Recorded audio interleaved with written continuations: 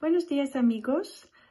Здравейте, приятели! Днес ще се запознаем с глаголът ver. Гледам, виждам. Може би знаете, има една много популярна игра виждам, veo, veo.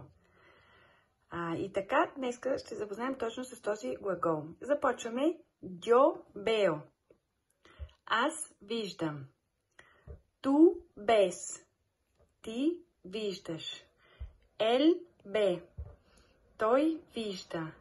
Ella, не забравяме двойното ел, произнасяме като и. Ella ve. Тя вижда.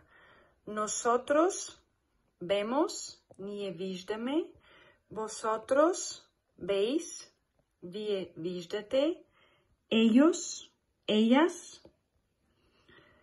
Те за мъжки или те за женски виждат. Така, още веднъж ще повторим. Yo veo.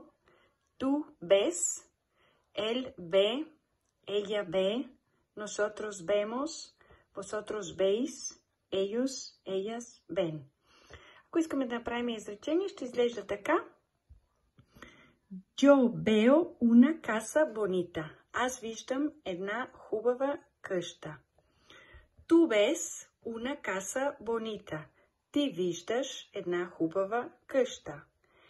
Él ve una casa bonita. Той вижда една хубава къща. Или ella ve una casa bonita. Тя вижда една хубава къща. Така, надявам се да ви е било лесно и разбираемо. Gracias, nos vemos en el próximo video. Hasta luego, adiós.